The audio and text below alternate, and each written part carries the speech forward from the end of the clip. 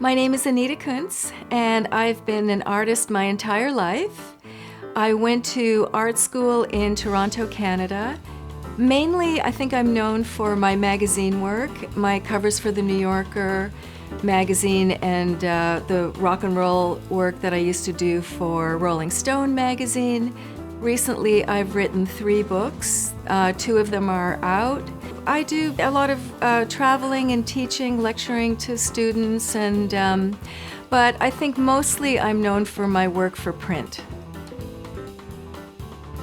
You know, my style is something that I've just developed over the course of years, and I almost feel like the style is secondary to the ideas. And as an artist, I don't know, the style is kind of a natural thing that happens.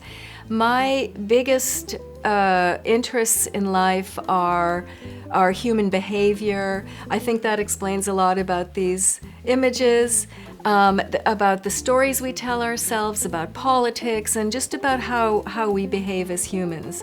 So somewhere the style comes out of that and the subject matter comes out of that. My art style it's completely self-generated. I mean, it's something that I came up with entirely on my own.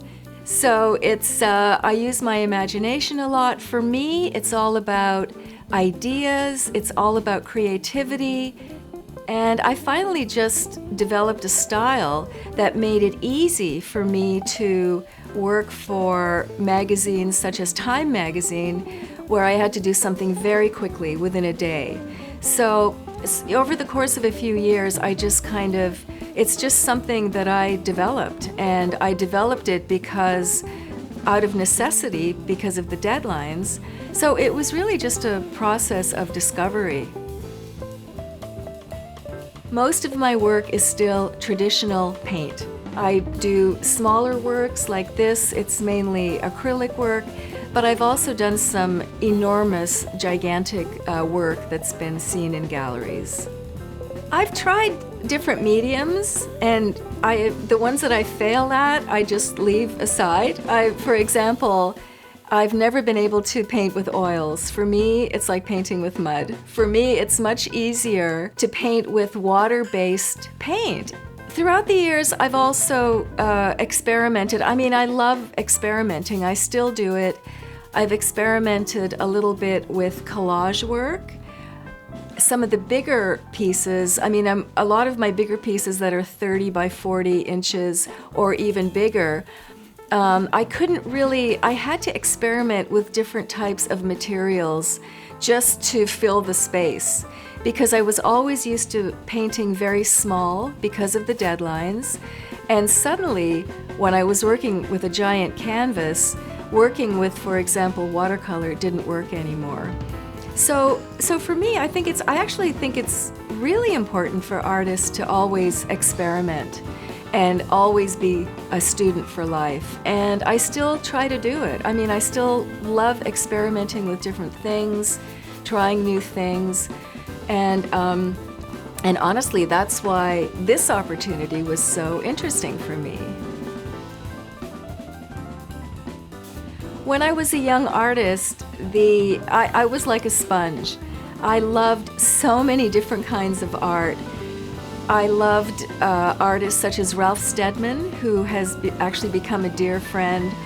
I liked the artists who were doing work that was very personal and very authentic, but also had some kind of layer of meaning to the work. So it was some kind of maybe a political statement or a social statement or something like that.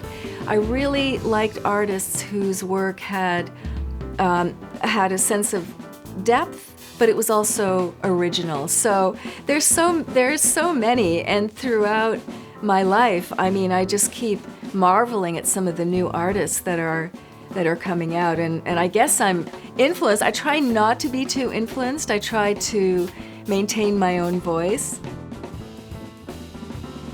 I have had almost no experience with knitwear.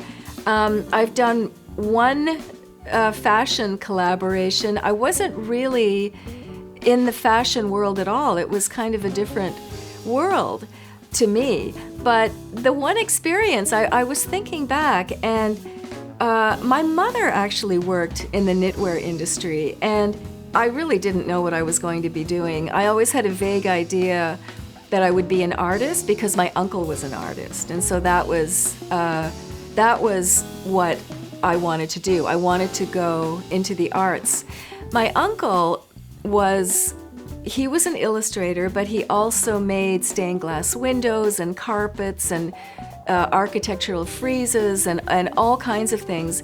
So I think that partially opened me to the idea that there could be a lot of different ways to make art. So I think that's one of the reasons too that I was excited about knitwear, because I had, I had no idea what to expect. So I was very curious about it. I was curious. I thought, sure, let's see what happens, because I really didn't know how my work would translate. I didn't know if it would work or not, but I'm open to possibilities, and I thought, let's see if we can make something of this. Let's see how it can happen. But I really had no idea how it would work out. And again, it's a brand new experience for me. I mean, they're beautifully made and finished, and the buttons are beautiful. I mean, I think they're beautifully done. I didn't know what to expect, but I was pleasantly surprised. Initially, in the collaboration, I sent some other images, and I don't think they would have worked as well. The ones that we did, the pillows, I think work a little bit better because there's more of a graphic design. There's more of a graphic nature to them.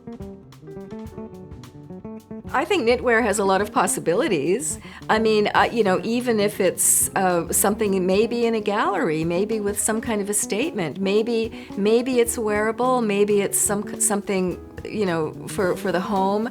I really don't know. I think there are a lot of possibilities. I love the idea of wearable art. I think it's great. I mean, I love, thinking outside the box. I love when something I make for one purpose finds another purpose. Again, I think there are endless possibilities. I don't know where the pictures come from, but I'm always experimenting. I like sort of playing with caricature. I love playing with exaggeration. And a lot of times when I start works like this, I really have no idea where it's going to end up. This kind of work is more like fine art to me. When I do my commercial work, when I do my magazine work, I have to be it's very controlled, and they need to know exactly what they're getting. But with this kind of thing, I can just have a lot of fun with it, and I'm surprised by what happens sometimes. I don't start with sketches, I just start thinking, okay, what'll look, trying to figure out what to exaggerate, what not to exaggerate, and I don't even know what it means half the time. But that's kind of what makes it more fun. And I thought it would be interesting to just do a series of heads and see where it would take me. We talked a little bit about what type of work that I make would be appropriate for either clothing or for cushions. And then I remembered that I had these, and I had done them a while ago, and I thought, I think this would actually be perfect for cushions. A lot of my work is very detailed, and these ones, while there is detail, there are strong colors that pull everything together. This is the kind of work I think is appropriate for the knitwear area. So the process was very simple. All I had to do was send high-res images from my end. I got a 3D rendering showing me what the work would look like. And after I said, sure, let's move forward, 3 weeks later, I had these great cushions. And the great part for me was that it wasn't required that I knew anything about the technical aspects of it, and the process couldn't have been simpler.